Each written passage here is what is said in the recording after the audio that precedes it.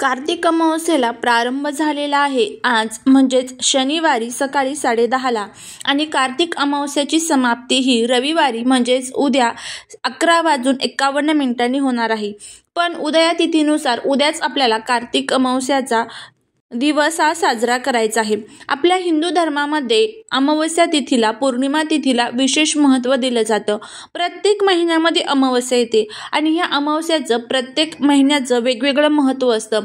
आता ह्या अमावस्येला म्हणजेच कार्तिक अमावस्येच्या दिवशी आपल्याला आपल्या घरामध्ये काही उपाय करायचे आहेत, काही सेवा करायच्या आहेत. अमावस्या तिथीच्या दिवशी ज्या नकारात्मक शक्ती असतात तर त्या खूप मोठ्या प्रमाणामध्ये ॲक्टिव्ह असतात आणि त्याचा जो परिणाम आहे तर तो आपल्याला आपल्या घरावरती स्वतःवरती सुद्धा दिसून येतो. घरातील प्रत्येक व्यक्तीवरती सुद्धा दिसून येतं.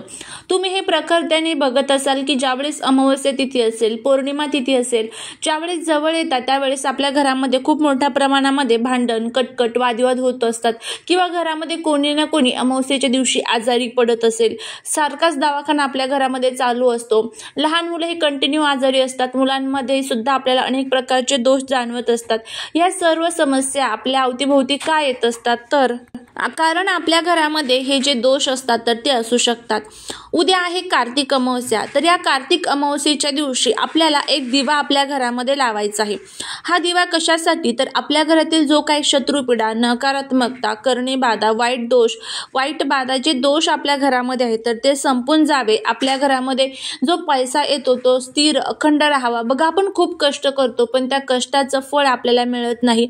कष्टाप्रमाणे पैसा आपल्याकडे येत नाही किंवा आपण त्याला म्हणत असतो की मी खूप कष्ट करून सुद्धा मला माझ्या नशिबाची साथ मिळत नाही.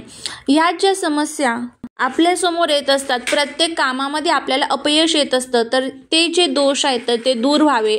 आपल्या जीवनातील सर्व ज्या काही समस्या आहेत तर त्या संपून जाव्या यासाठी आपल्याला हा दिवा लावायचा आहे. दिवा हा बुद्धीचे, ज्ञानाचे आणि त्यागाचे प्रतीक असतो. दिव्यामध्ये सकारात्मक लहरी असतात आणि हाच दिवा जर आपण आपल्या घरामध्ये लावला तर भगवान विष्णू आणि माता लक्ष्मी आपल्यावरती प्रसन्न होतील. अमावस्येच्या दिवशी म्हणजेच उद्या तुम्हाला काय करायचं आहे, आपल्या घरामध्ये संपूर्णपणे साफसफाई करून घ्यायची आहे. धुळीच्या रूपामध्ये जी नकारात्मकता आपल्या घरामध्ये असते तर ती आपल्याला नष्ट करायची आहे. त्यानंतर आपल्या देवघर स्वच्छ पुसून घ्यायचं आहे. आपल्या देवांना आंघोळ घालत असताना त्यामध्ये थोडंसं कापूर टाकायला विसरायचं नाहीये, जेणेकरून देवांना जी कोणाची नजर लागलेली असेल तर ती सुद्धा निघून जाईल. त्यानंतर उंबरट्यावरती हळदीचं लेप पण द्यायचं आहे. फरशी पुसत असताना त्यामध्ये तुम्हाला थोडंसं हळद, मीठ, गोमूत्र टाकून आपली फरशी पुसायची आहे. जर घरामध्ये एखादा कंटिन्यू आजारी व्यक्ती असेल तर त्याच्यावरनं तुम्हाला नारळाचा उतारा करायचा आहे. नारळ त्याच्यावरनं 7 वेळेस ओवाळायचं आणि ते कुठेतरी एखाद्या जागी तुम्हाला टाकून द्यायचं आहे. तर अशा पद्धतीने तुम्ही करू शकता. घरामध्ये कर्पूर होम तुम्ही करू शकता. मी बऱ्याचशा व्हिडिओमध्ये हे उपाय तुम्हाला सांगितलेले देखील आहेत की कशा पद्धतीने करायचे असतात ते. त्यानंतर उद्या आपल्याला आता पिंपळाच्या झाडाची सेवा उद्या करता येणार नाही कारण उद्या रविवार आहे. त्यामुळे आजच म्हणजेच आज अमावस्या लागलेली आहे तर आज संध्याकाळी तुम्हाला पिंपळाच्या झाडाची सेवा करायची आहे. या सर्व गोष्टी अगदी छोट्या छोट्या असतात पण याचे जे फायदे आहेत तर ते खूप चांगले आपल्याला होत असतात. त्यामुळे या सर्व गोष्टी उद्या आपल्याला करायच्याच आहेत. सकाळी उठल्याबरोबर अंघोळ झाली की एक तांब्याभर पाणी आपल्याला आपल्या मुख्य दरवाजामध्ये टाकायचं आहे. तर ह्या सर्व गोष्टी आपल्याला करायच्या आहेत. आता हे सर्व झालं की त्यानंतर आपल्याला सकाळी 11:30च्या अगोदर हा जो दिवा आहे तर तो लावायचा आहे. कारण अमावस्याची जी समाप्ती आहे तर ती 11:51ला होणार आहे. त्यामुळे अमावस्या संपण्याच्या अगोदरच तुम्हाला हा दिवा लावायचा आहे. तर आता हा दिवा कशा पद्धतीने लावायचा त्याबद्दलची आपण माहिती घेऊया.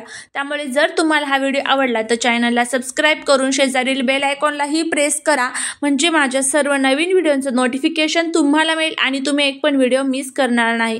त्याचबरोबर कमेंटमध्ये जय माता लक्ष्मी लिहायला अजिबात विसरू नका. तर उद्या सकाळी लवकर उठायचं आहे, स्वच्छ आंघोळ करून घ्यायचे आहे, भगवान सूर्यदेवांना अर्घ्य अर्पण करायचं आहे, उंबरट्यावरती एक तांब्याभर पाणी टाकायचं आहे, आपली घरातली रोजची जी देवपूजा असेल तर ती करून घ्यायची आहे. घरामध्ये विष्णू सहस्त्रनाम, लक्ष्मी चालीसा, विष्णू चालीसा याचं पठण करायचं आहे आणि त्यानंतर तुम्हाला हा जो दिवा आहे तर तो लावायचा आहे. दिवा लावण्यासाठी एक मातीची पंती तुम्हाला घ्यायची आहे. आता मातीची पंती घेत असताना ती थोड्याशा मोठ्याशा आकाराची तुम्हाला घ्यायची आहे. मातीची पंती ती स्वच्छ धुवून पुसून घ्यायची. त्याला कुठेही ती खराब वगैरे नसावी किंवा तुटलेली वगैरे नसावी. कारण बघा ज्यावेळेस आपण उपायांसाठी एखाद्या वस्तू घेतो तर त्या वस्तू स्वच्छ असणं तितकंच महत्त्वाचं आहे. त्यामुळे अजून आपले उपाय आपल्यासाठी कारगर असे ठरत असतात. मातीची पंती स्वच्छ धुवून पुसून घेतली की त्यामध्ये तुम्हाला लाल कलावा सर्वांनाच माहीत आहे. लाल कलाव्याची जी वात असते, ज्याला रक्षासूत्र म्हटलं जातं, तर त्याची वात तुम्हाला ह्या दिव्यामध्ये टाकायची आहे. आता दिव्या हा पंचमुखी आपल्याला दिवा लावायचा आहे. पंचमुखी कशा पद्धतीने लावायचा आहे, तर पूर्व, पश्चिम, उत्तर, दक्षिण अशा 4 दिशेला 4 वाती टाकल्या की मध्ये तुम्हाला एक कापसाची जी गोल वात असते बघा, तर ती ठेवायची आहे, उभी ठेवायची आणि अशा पद्धतीने आपला हा पंचमुखी दिवा तयार झालेला आहे. या दिव्यामध्ये तुम्हाला मोहरीचं तेल टाकायचं आहे. मोहरीचं तेल नसेल तर गाईचं जे तूप असतं, शुद्ध गाईचं तूप जे असतं, तर ते टाकलं तरीही चालेल, काहीच अडचण नाही. आता हा दिवा आपण कशासाठी लावत आहोत, तर आपल्या घरातील पैसा, सुख, समृद्धी, धन, दौलत, आयुर्आरोग्य याची बरकत व्हावी यासाठी आपण वेगवेगळ्या प्रकारचे दिवे हे वेगवेगळ्या प्रकारच्या देवी देवतांना समर्पित करतो. माता लक्ष्मीला आपण तुपाचे दिवे समर्पित करत असतो. हनुमंतरायांना आपण तिळाच्या तेलाचे किंवा मग चमेलीच्या तेलाचे दिवे समर्पित करतो. शनिदेवांना आपण मोहरीच्या तेलाचे दिवे समर्पित करतो. वेगवेगळ्या प्रकारच्या दिव्यांचं ज्याचं त्याचं महत्त्व असतं आणि ते दिवे त्या देवी देवतांना प्रसन्न देखील करत असतात. तर हा तुपाचा किंवा मोहरीच्या तेलाचा दिवा तुम्हाला लावायचा आहे.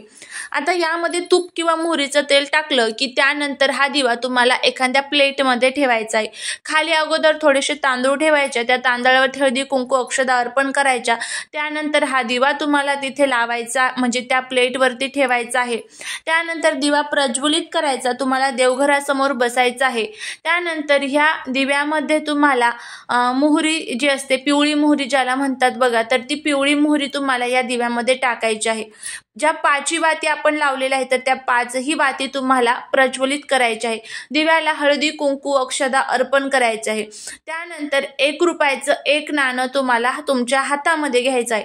हातामध्ये घेतल्यानंतर तुम्हाला एकदा कनकधारा स्तोत्रमचं पठण करायचं आहे, एकदा तुम्हाला व्यंकटेश स्तोत्रमचं पठण करायचं आहे. या 2 सेवा झाल्या की हे जो 1 रुपयाचं नाणं आहे तर ते आता आपलं अभिमंत्रित झालेलं आहे. आणि माता लक्ष्मीला प्रार्थना करायची की माझ्या घरातील जे काही दारिद्र्य, दुःख, संकटे असेल तर ते संपून जाऊ द्या, तुमची कृपा सदैव या घरावरती राहू द्या. अशी प्रार्थना झाल्यानंतर ते नाणं तुम्हाला त्या दिव्यामध्ये टाकायचं आहे. दिव्याला नमस्कार करून परत तुम्हाला माता लक्ष्मीला प्रार्थना करायची आहे. आणि अगदी अशा साध्या सोप्या पद्धतीत हा उपाय आपल्याला करायचा आहे. हा जो दिवा आहे तर तो आपल्या देवघरासमोरच आपल्याला ठेवायचा आहे. आणि आता हा दिवा कमीत कमी 1 तास, 1.5 तास तरी जळेल याची काळजी घ्यायची आहे. जोपर्यंत सेवा चालू आहे तोपर्यंत दिवा भिजता कामा नये, पण सेवा झाल्यानंतर सुद्धा 1 ते 1.5 तास हा दिवा जळाला पाहिजे. अशा पद्धतीने हा दिवा आपल्याला ठेवायचा आहे. त्यानंतर तुम्हाला दिव्यातला जो 1 रुपया आहे तर तो काढून घ्यायचा आहे, स्वच्छ धुवून पुसून घ्यायचा आहे. विझल्यानंतर दिवा विझला की त्यानंतर तो 1 रुपया काढून घ्यायचा, स्वच्छ धुवून पुसून तुम्हाला तो तुमच्या जवळ ठेवायचा आहे, जेणेकरून कोणताही वाईट शक्ती आपल्यावरती त्याचा दुष्परिणाम होणार नाही. त्याचबरोबर ह्या 1 रुपयाच्या नाण्यामुळे माता लक्ष्मी नक्कीच आपल्याकडे आकर्षित होईल. त्यानंतर दिव्यात मोहरी आणि जर वाती काही शिल्लक असेल तर त्या निर्माल्यामध्ये टाकून द्यायच्या. दिवा स्वच्छ धुवून पुसून परत घरामध्ये यूज करायचा. तर अशा पद्धतीने आपल्याला हा जो दिवा आहे तर तो लावायचा आहे. तुम्ही लावून बघा, नक्कीच तुम्हाला त्याचा फायदा होईल. चालेली सेवा ही महाराजांच्या चरणी रुजू करते. व्हिडिओ जर आवडला असेल तर लाईक, शेअर आणि सबस्क्राईब करायला विसरू नका. भेटूया पुढच्या एका छानशा नवीन व्हिडिओ सोबत, एका नवीन माहिती सोबत. श्री स्वामी समर्थ.